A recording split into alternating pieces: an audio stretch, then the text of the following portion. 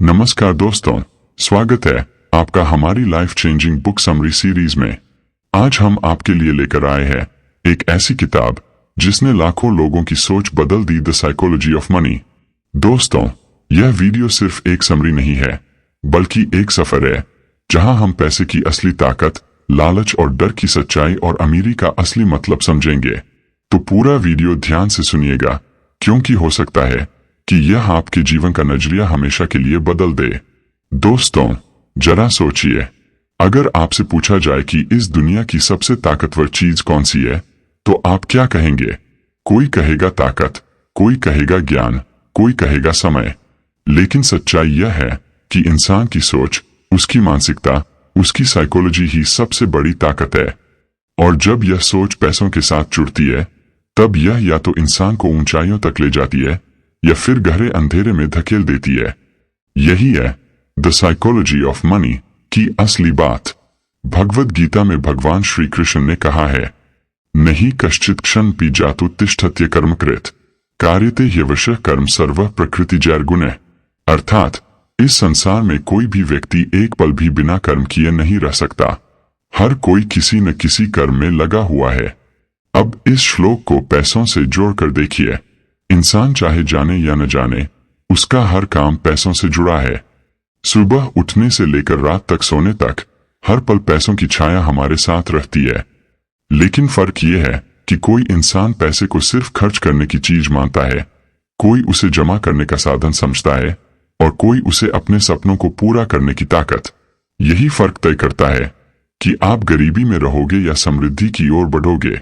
Morgan Housel अपनी किताब में कहते हैं कि पैसों के मामले में शिक्षा, डिग्री या आईक्यू उतना मायने नहीं रखता जितना मायने रखती है आपकी सोच, और यही सोच आपके निर्णय तय करती है।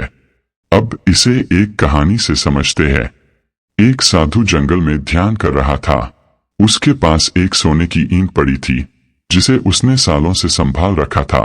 एक दिन एक यात्री आया और बोला, गुरुजी, यह सोना तो आपके किसी काम का नहीं, मुझे दे दीजिए। साधु मुस्कुराए और बोले, मुझे यह ईंट संभालने की आदत हो गई है, मुझे इसकी जरूरत नहीं, लेकिन मैं इसे छोड़ भी नहीं पा रहा।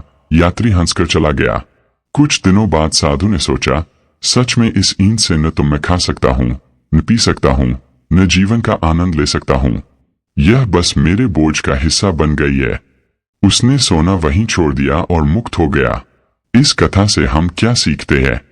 यही कि अगर आपकी सोच सही नहीं है तो धन आपको बोझ भी लग सकता है। आप उसे जमा करते रहेंगे, लेकिन उसका उपयोग नहीं कर पाएंगे, जबकि किसी और के लिए वही धन जीवन बदल सकता है। साइकोलॉजी ऑफ मनी यही कहती है कि धन का असली खेल अंकों में नहीं, दिमाग में है। आपकी सोच ही तय करती है कि पैसा आपके लिए वरदान बनेगा या अभिशाप। अब एक और श्लोक याद कीजिए, कर्मण्येवाधिकारस्ते मा फलेषु कदाचन मां कर्म फल हेतुर्भूर्मा ते संगोस्त्व कर्मणि। अर्थात तुम्हारा अधिकार केवल कर्म करने में है, फल पर नहीं। लेकिन क्या हम पैसों के मामले में ऐसा करते हैं? नहीं, हम तो हर समय फल पर अटके रहते हैं। हम कहते हैं, अगर इतना कमाऊंगा तो खुश रहूंगा, अगर इतना बैंक बैलेंस होगा तो चैन से सोऊंगा। लेकिन किताब सिखाती है कि असली आजादी पैसों की मात्रा में नहीं, बल्कि पैसों के साथ आपके रिश्ते में है। अब सोचिए, भारत में मिडिल क्लास परिवार की सबसे बड़ी समस्या क्या है? वे सोचते हैं कि ज्यादा पैसा आ जाए तो जिंदगी बदल जाएगी। लेकिन हकीकत यह है कि चाहे 10,000 कमाओ या 1 लाख, अगर आपकी सोच और आदतें नहीं बदली तो आप हमेशा पैसों की कमी महसूस करोगे।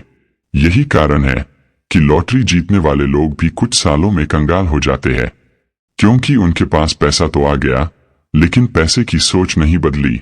मॉर्गन हाउसल कहते हैं, पैसे के साथ अच्छा करने के लिए आपको गिनती में माहिर होने की जरूरत नहीं है, आपको अपनी सोच और व्यवहार को काबू में रखना है। यही कारण है कि कई बार कम पढ़े लिखे लोग अमीर बन जाते हैं और उच्च शिक्षा वाले कर्ज में डूब जाते हैं। अब इसे भारतीय कथा से जोड़ते हैं। महाभारत में युधिष्ठिर ने एक बार यक्ष से पूछा, दुनिया का सबसे बड़ा आश्चर्य क्या है? यक्ष ने कहा, लोग हर दिन दूसरों को मरते देखते हैं, फिर भी वे सोचते हैं कि हम हमेशा जीवित रहेंगे। यही सोच पैसों के साथ भी है। हम देखते हैं कि कितने लोग लालच में सब खो देते हैं, फिर भी हम वही गलतियां दोहराते हैं। हम देखते हैं कि दूसरों का लोभ उन्हें बर्बाद कर देता है, लेकिन खुद लालच छोड़ नहीं पाते। द साइकोलॉजी ऑफ मनी हमें यही सिखाती है कि लोभ, डर और असुरक्षा, यही 3 चीजें इंसान को पैसों के मामले में गलत फैसले लेने पर मजबूर करती है। अब जरा सोचिए, रिस्क का मतलब क्या है? किताब कहती है कि रिस्क हमेशा हमारे आसपास होता है। आप सड़क पार कर रहे हैं, यह भी रिस्क है। आप बिजनेस शुरू कर रहे हैं, यह भी रिस्क है। आप स्टॉक मार्केट में निवेश कर रहे हैं, यह भी रिस्क है। लेकिन रिस्क से डरकर कोई आगे नहीं बढ़ता। महाभारत का पासा खेल याद कीजिए। युधिष्ठिर ने पूरा साम्राज्य दांव पर लगा दिया। यही रिस्क का गलत उदाहरण है। रिस्क लेना जरूरी है, लेकिन मूर्खता नहीं। असली बुद्धिमानी यह है कि आप रिस्क और मूर्खता में फर्क समझो। अब एक और कहानी सुनिए। एक बार एक आदमी ने एक हाथी को देखा जो रस्सी से बंधा हुआ था। रस्सी बहुत पतली थी, जिसे हाथी चाहकर भी तोड़ सकता था, लेकिन हाथी शांत खड़ा था। आदमी ने हैरान होकर पूछा, यह हाथी भागता क्यों नहीं? पास खड़े महावत ने कहा, जब यह छोटा था तब हमने इसे इसी रस्सी से बांधा था। उस समय यह इसे तोड़ नहीं सका। तब से इसके मन में विश्वास बैठ गया कि यह कभी रस्सी नहीं तोड़ पाएगा। आज यह बड़ा और ताकतवर हो चुका है, लेकिन इसकी सोच अभी भी कमजोर है। दोस्तों, यही तो हमारी समस्या है। हमारी सोच हमें बांधकर रख देती है।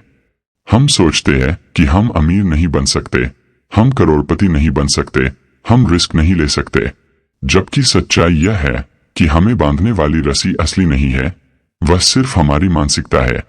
दी साइकोलॉजी ऑफ मनी यही कहती है कि अगर आप अपनी सोच बदल लो तो आपकी पूरी आर्थिक यात्रा बदल सकती है। अब एक और श्लोक पर आते हैं। यदा संहर्ते चायन कूर्मो गानीव सर्वशः इंद्रियान इंद्रियार्थेभ्यस्तस्य प्रज्ञा प्रतिष्ठिता।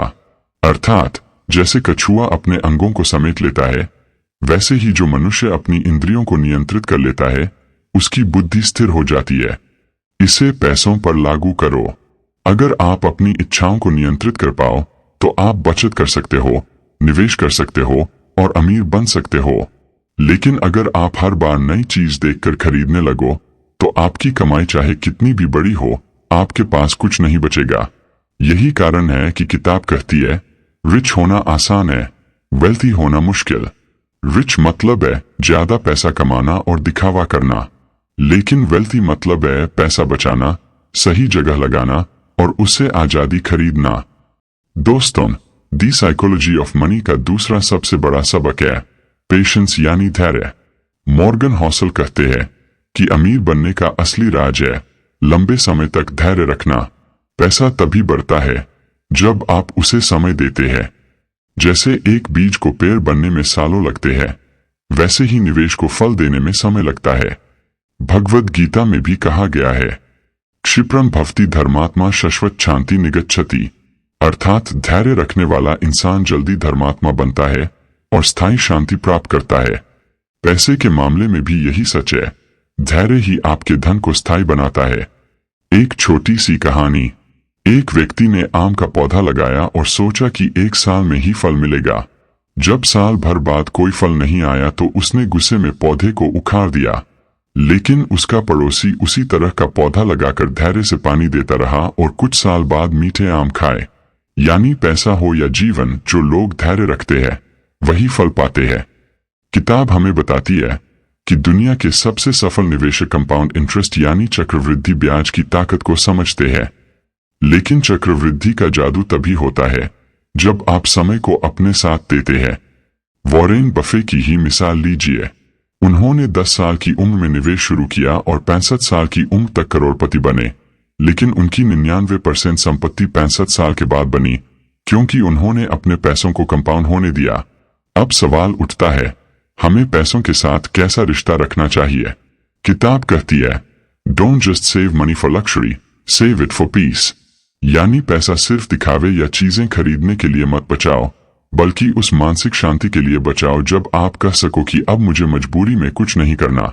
गीता में श्री कृष्ण कहते हैं, युक्ताहार विहारसे युक्त चेष्टसे कर्मसु।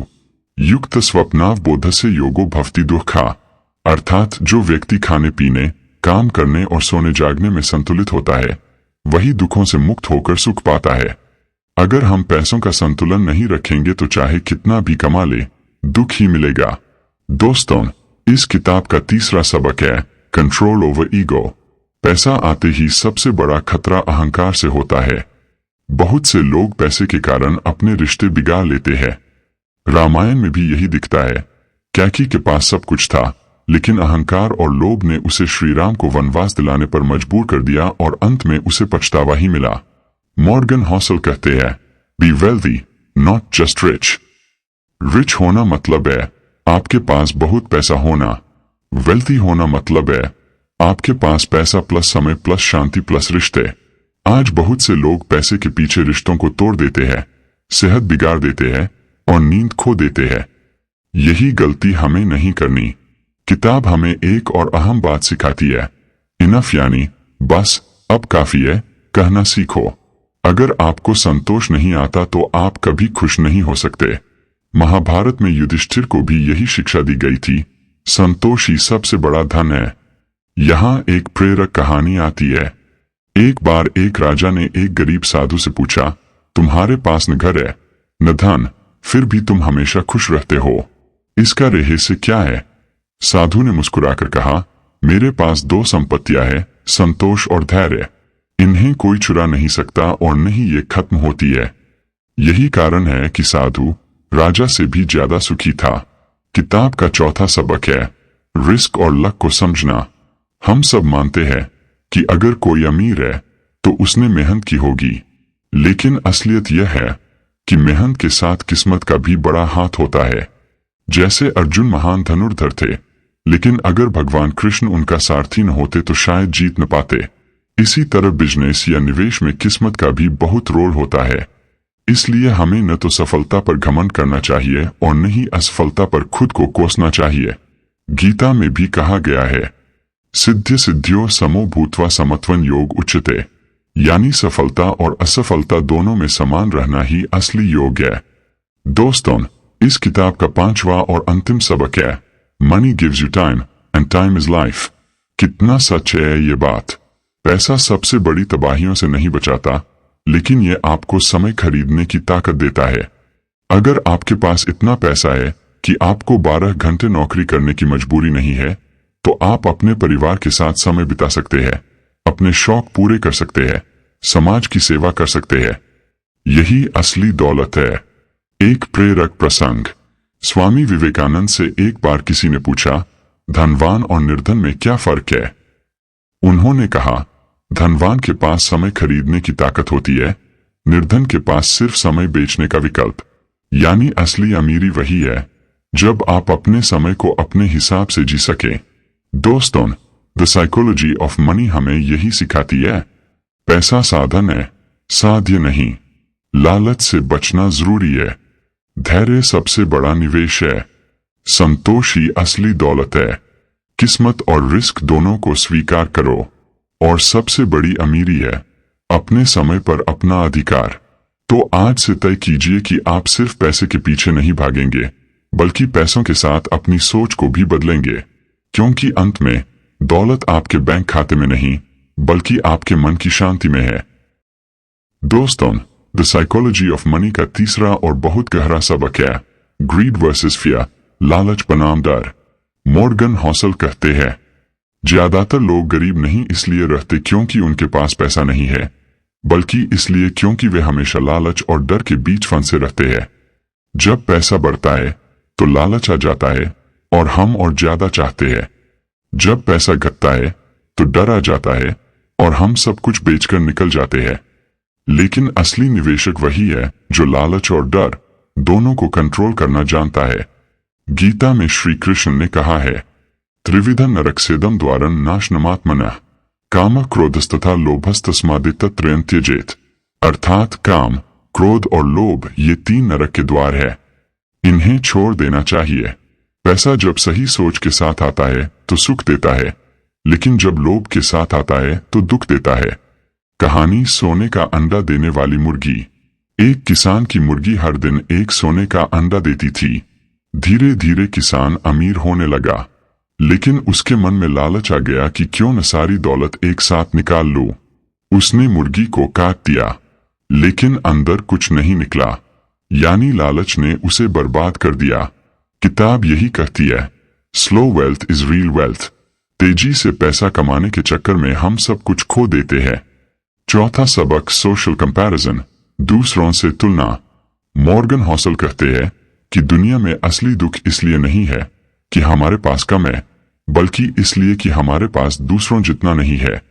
उदाहरण, अगर आपकी सैलरी 50,000 रुपए है और आपके दोस्तों की 30,000 रुपए है तो आप खुश रहते हैं। लेकिन अगर आपकी 50,000 रुपए है और आपके दोस्तों की 80,000 रुपए है तो आप दुखी हो जाते हैं। यानी खुशी आपके पास क्या है इस पर नहीं, बल्कि दूसरों के पास क्या है इस पर निर्भर करने लगती है। महाभारत में भी यही हुआ। दुर्योधन के पास सब कुछ था, लेकिन उसे तब तक चैन नहीं आया जब तक पांडवों को उनका हिस्सा नहीं मिला। तुलना ने उसका जीवन बर्बाद कर दिया। किताब का संदेश साफ है, अपनी दौड़ खुद दौड़ो, दूसरों की दौड़ देखकर अपनी रफ्तार मत बदलो। पांचवा सबक, वेल्थ वर्सेस रिच, असली अमीरी क्या है। मॉर्गन हॉसल बताते हैं, रिच वह है जो महंगी गाड़ियां और घर दिखा सके। वेल्दी वह है जिसके पास समय, आजादी और मन की शांति हो। रामायण से सीख, रावण के पास सोने की लंका थी, लेकिन वह सुखी नहीं था। हनुमान जी के पास भौतिक दौलत नहीं थी, लेकिन पूरे ब्रह्मांड में सम्मान और शांति थी। इसलिए किताब कहती है, don't just earn money, earn freedom.